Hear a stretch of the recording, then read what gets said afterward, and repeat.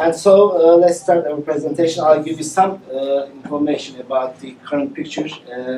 When we're talking freedom of the press in Turkey, everybody assumes that yes, there is totalitarian regime in Turkey, there are drawbacks. No, it's not the whole picture.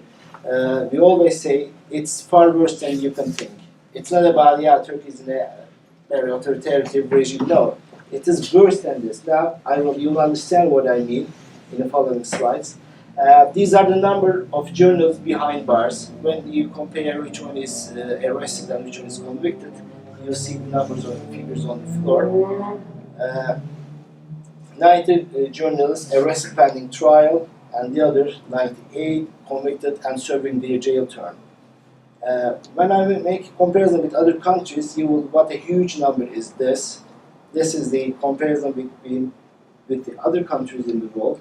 These are the figures provided by CPJ and our own data, and you will see that there's a huge gap between Turkey and the rest of the world. Actually, even in Turkey, even in other countries, these are not statistics, these are not numbers. Each number represents a journalist who is a father, mother, sister, brother. So each number is a human. We should underline this first. Of course, you see the figures. Turkey jails more journalists than the whole world does. This is very, very terrible. Of course, there are some statistics. Turkey ranks 157 out of 180 countries in the World Press Freedom Index. This is published by Reporters Without Borders. This is a terrible score. If you wonder where civil is in the third rank. It was second last year, but this year civil is in the third rank. The only press freedom debate in Turkey is that financing public services here and the cable TVs by the other media outlets. This is the only discussion in civil, but in Turkey it's worse. These are columnists and journalists. You see how Turkey treats the intellectuals. These are the very successful reporters. She surrendered herself to the police and she then escaped to be handcuffed. These women, very prominent Turkish journalists and columnists, she is 75 years old and in jail more than 1,000 days, more than 3 years she's in jail. And this is before and after image. You see how the guy gets older. Journalists are decaying in Turkish prisons. This is another reporter handcuffed like criminal. Yeah. Many journalists behind bars, so what are the charges? Let's go over the charges. Charges are huge and charges are grave. These are very serious counts. Membership in a terrorist organization, spreading terrorist propaganda, and especially after the coup attempt, there is attempting to overthrow the government. You can see in every indictment, you will see, and in some cases, there are espionage. How the journalists espionage, Senate press. And in these very serious counts, there should be very serious evidences. You guessed it right, in the rule of law. If these are the charges, there should be something very important evidences. So when we go over the evidence from the indictments and their folders, we see that tweets and retweets, books, columns, and these all silly things are provided by the prosecutors as evidences. I will give you some concrete information about cases. This is another reporter, Ayşegül, one of my colleagues. We work in the same building. She was sentenced to 7 years and 6 months in prison. She is 25 or 26. In her indictment, the evidence is this. Her Twitter account is followed by blah blah blah, anonymous whistleblower account. You have a Twitter account, you have a social media post, and you are responsible by the people who follows you. This is insane. This is insane. And another case, another colleague, his guilt is interviewing a dismissed police officer, 13 tweets and 1 retweet. Sentence of more than 6 years. Another colleague, you see evidences, tweets, retweets, and downloading a smartphone application called Bylaw. And another case, this is very important. When you look at the evidence, please pay attention to this.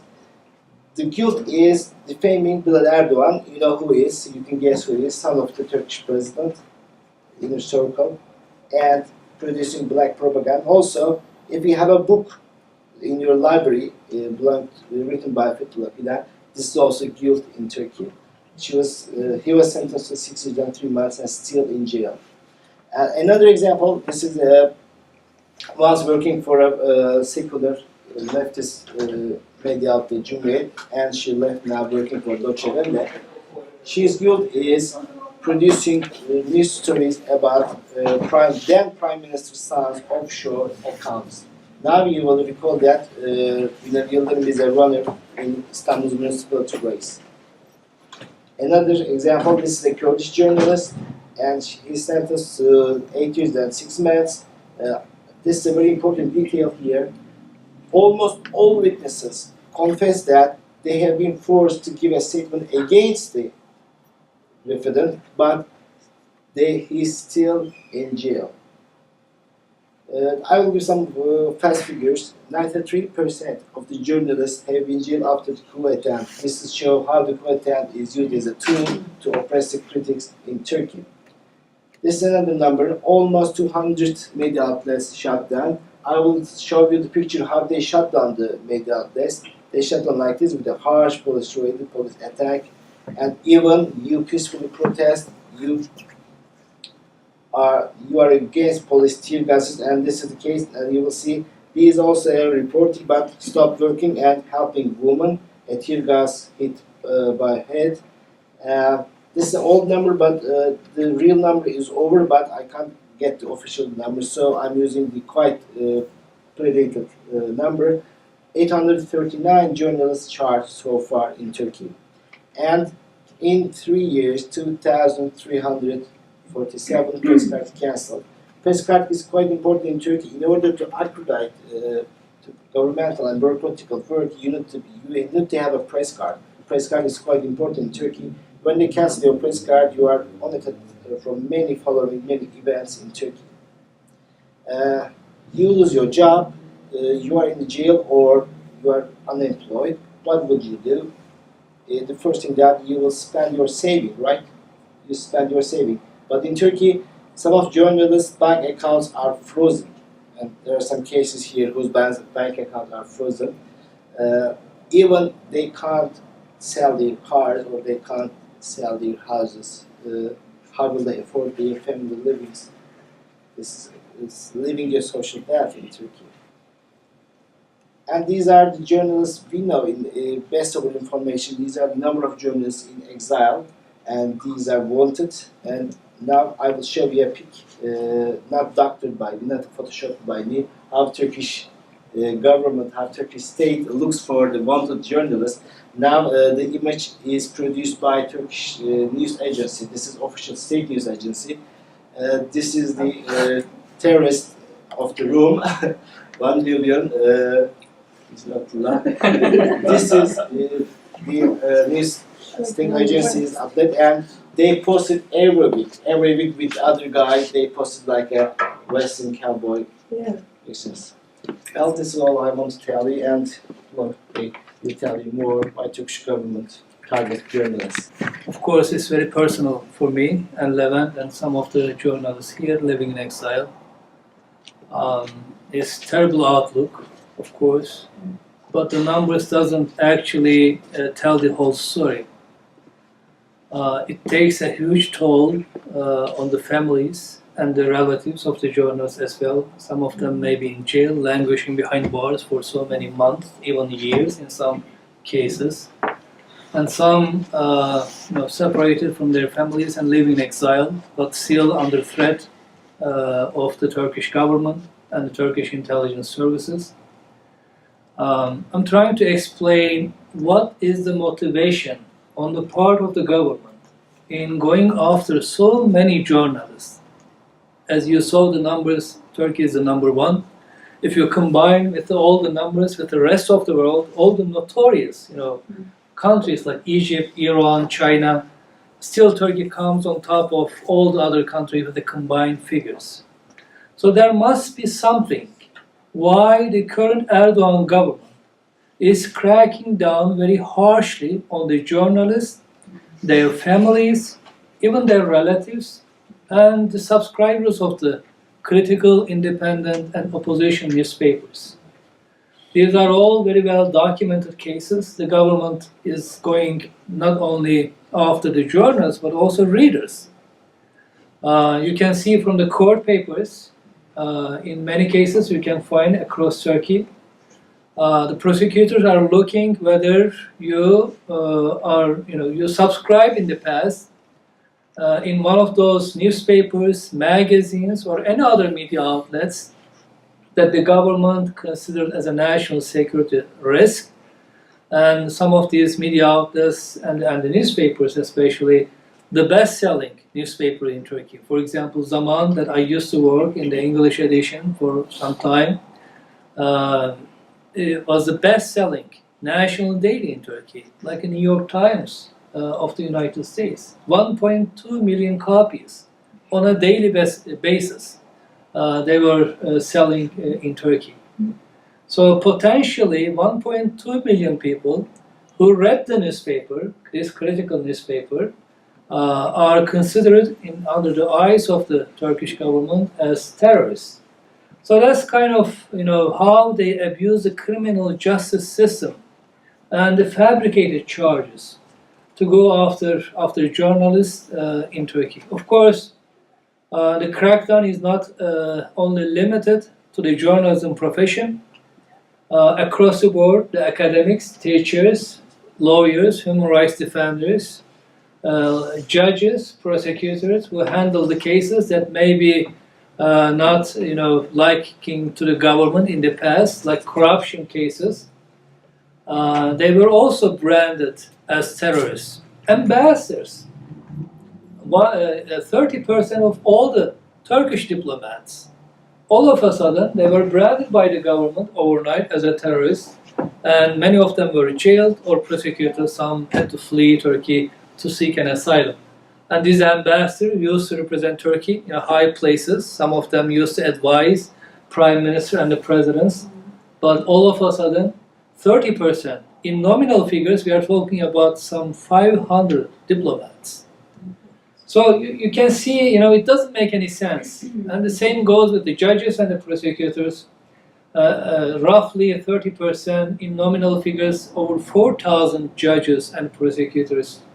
Some of them are very veteran judges who have seen the cases in high courts, like the appeal courts or the constitutional courts. They were declared as terrorists and they were jailed and prosecuted in Turkey. So why the Turkish government is doing it? It has to be something. It has to be a reason for that. Well, if you see, roughly the crackdown started in December 2013 when Erdoğan, at the time the prime minister, now the president of the country, was incriminated in a major corruption investigation that were made public in December 17 and 25th. It involved not only Erdoğan himself, but also business associates, political affiliates, and even the family members involved in multi-billion-dollar corruption scheme.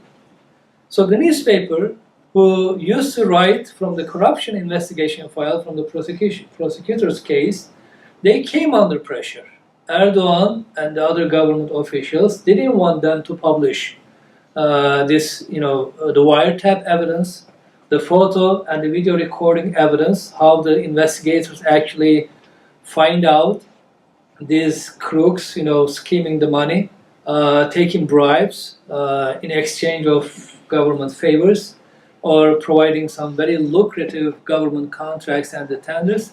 They were taking, kickbacks. So the newspaper and the TV outlets and the online media news portals that have been covering this corruption, they came under intense pressure from the government. So then, of course, we seen in 2015 the government seized the third largest media outlet, Kozan İpek Media Group. They had 2 newspapers, 2 broadcasting network, and 1 radio, right before the snap election.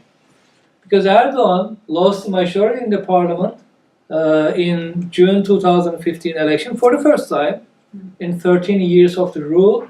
and he didn't want to see the power. He didn't want to share with any other party. Instead, he called for an early election. But before early election held, they seized the third largest media outlet in Turkey. And after the election, they came for my newspaper, which was the best-selling newspaper in Turkey, and they seized that in March 2016. And all that happened before the failed coup attempt, which I believe is orchestrated by the government, by President Erdoğan and intelligence and the defense chiefs to set up an opposition for a major crackdown. So the process started way before. It was incremental. Then after the failed coup attempt, it became like a wholesale approach, and they shut down 180 media outlets in a single day. And they start arresting so many journalists in a different sweeps. So that's one reason. Erdoğan didn't want his corrupt activity known to the public, so he went after the journalists who have been writing about it, came after the judges and the prosecutor who handled these cases, came after the lawyers who actually defended the journalists, and after the failed coup attempt, it was a wholesale approach. There is, of course, a much more important reason why Erdoğan is doing this. He wants to transform parliamentary democracy that we used to enjoy in Turkey for relatively 80 years into a form of authoritarian government based not on the rule of law or fundamental rights and the freedoms, but rather on authoritarian and Islamist values in a way that he wants to create a new Turkey in his own image. You can see how he hushed up the cases of the jihadists in Turkey, because some of the journalists the government went after, it wasn't random at all. Of course, some of them wrote on the corruption file, but many others actually run investigative pieces exposing the Turkish government, aiding and abetting the jihadist group, including Al-Qaeda and Islamic State in Iraq and the Levant. So these journalists, they discovered, the arms flowing to the jihadist group in Syria and sometimes to Iraq, and even in some cases to Libyan groups. And they have been writing about it, and so they have become a target by the government as well. So the government didn't want the public know about it. Erdoğan is pursuing this secret agenda of transforming Turkey, trying to build up a new Turkey in his own image, and didn't want anybody know about it. So anybody who had been exposing, writing about these two very important issues, the corruption and the arming and funding the jihadist groups, they became a target for the government. Of course, when you look at what's happening in Turkey, it's not only confined to the Turkish borders. What happens in Turkey is pretty much have a ramification beyond the Turkish borders. We can feel and sense here in Sweden, across Europe, in the United States, in other parts of the world as well, because Erdoğan government is funding and sponsoring the proxies across the world, not only the Turkish diaspora groups, but also non-Turkish Muslim minority groups in different countries, to create a leverage, to create a proxy that can be mobilized for political purposes. So Erdoğan's long arm is sort of extending all the way beyond the Turkish borders, even here in Sweden. So that is, of course, quite a risky proposition, and many host governments in Europe and other parts of the world is quite alarmed and concerned.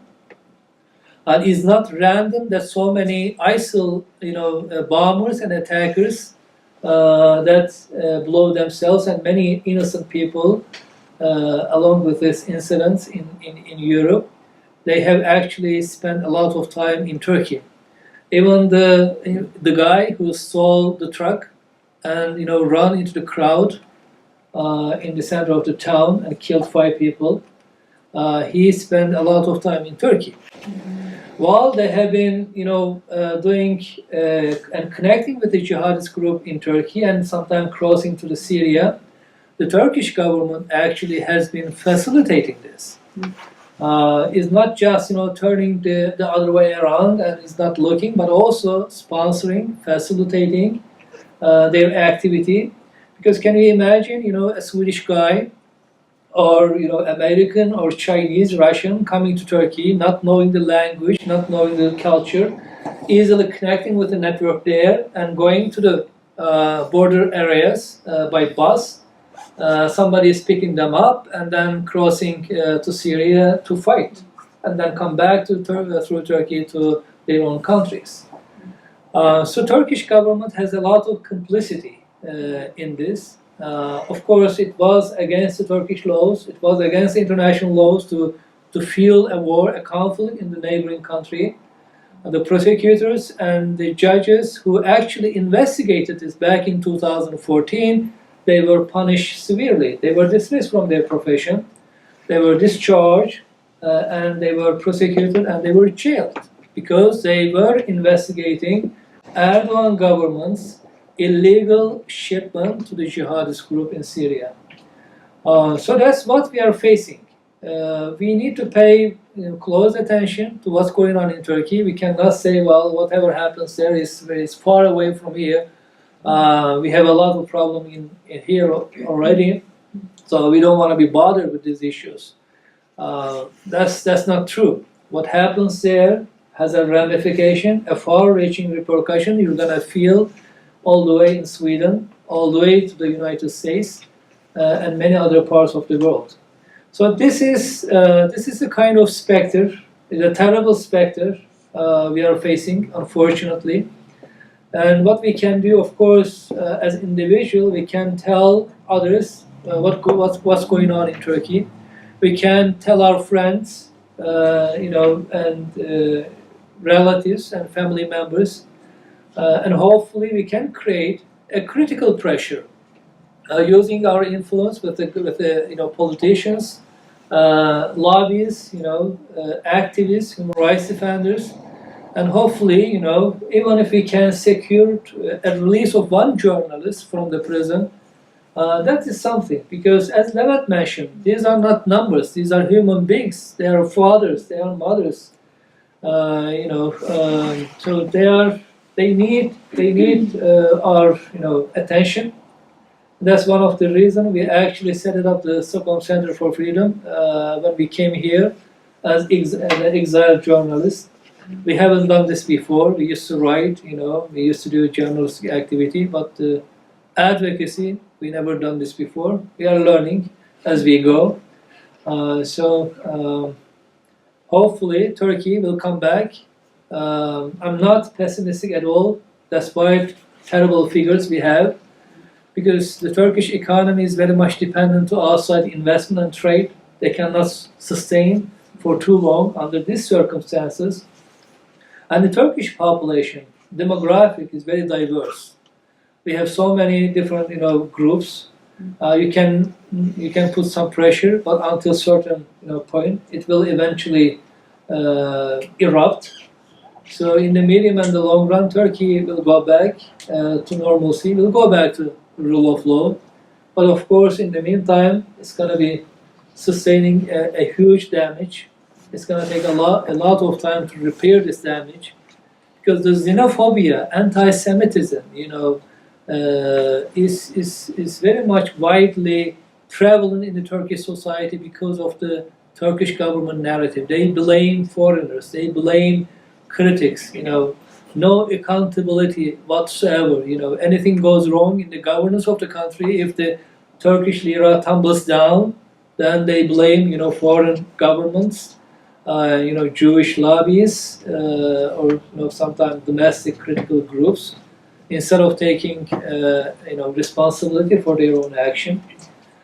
So that's why I think Turkey will go back to the normalcy in the medium run. But in the short run, it's gonna create a lot of damage to the Turkish population, to the perception of the people, and the psyche and the mentality and the mindset of the people, unfortunately. So with that, I will stop here, and we can, entertain a question if you have any. We can, discuss any issue that you want to raise if you want to know more. We have very active website.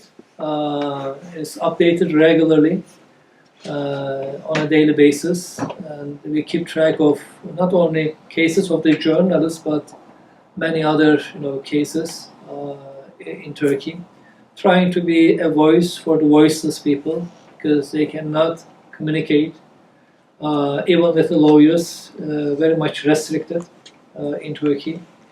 And it's not just the men, a lot of women behind bars, more than 10,000, and almost 800 women with the babies under 6 years old.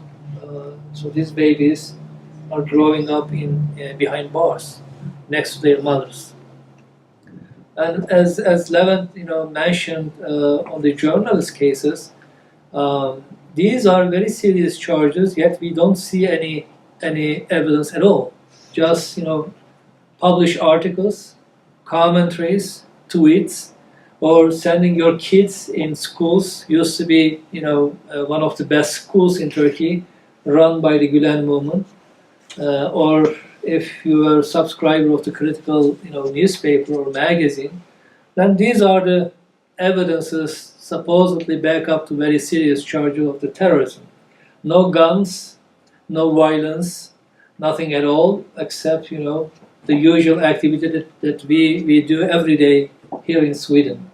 But in the eyes of the Erdoğan government, these are considered a major criminal evidence. This also shows the extent of the abuse of the criminal justice system in Turkey, abuse of the pretrial detention, because in some cases these people are behind bars without even charge, without even seeing an indictment for years. They were locked up behind bars. So that is, that sounds kind of surreal. It's almost out of world. It sounds very much exaggerated, but it's not. These are very well documented cases by very well human rights organization across the world. Amnesty, Human Rights Watch, even the United Nations reports have documented this very well. But unfortunately, we have a government very much corrupt. If Erdoğan gets out of the power, he knows he's going to go to the jail for all this illegal activity. He cannot risk that, so he's using anything and everything to hang on to the power. So he's destroying the country, he's destroying the democratic institutions for his own sake. That's another challenge I think we are facing when it comes to Turkey. The national interest of Turkey is not necessarily overlapping the interest of the ruling elite now. Erdoğan's interest is not the same with the Turkish national security interest. Otherwise, why you keep funding and arming jihadist group? That's a risk for Turkey itself, because hundreds of the people were killed in Turkey because of the Al Qaeda or Islamic State attacks. But unfortunately, we have quite a bizarre government in place, and it seems like with the democratic means, free and fair election is no longer possible. We saw that in the last local election in Istanbul, the governing party, Erdoğan's party, lost the election, but he didn't want to accept. Instead, he orchestrated the cancellation of the election using the judges in his own pocket in the election commission. So he's gonna run for another round to make sure that he gets the Istanbul municipal election as well. So with that, I will stop, and thank you for taking time from your busy schedule and making a trip here and listening to us. If you have any question, I'll be happy, and Levent as well, to entertain and try to expand on it.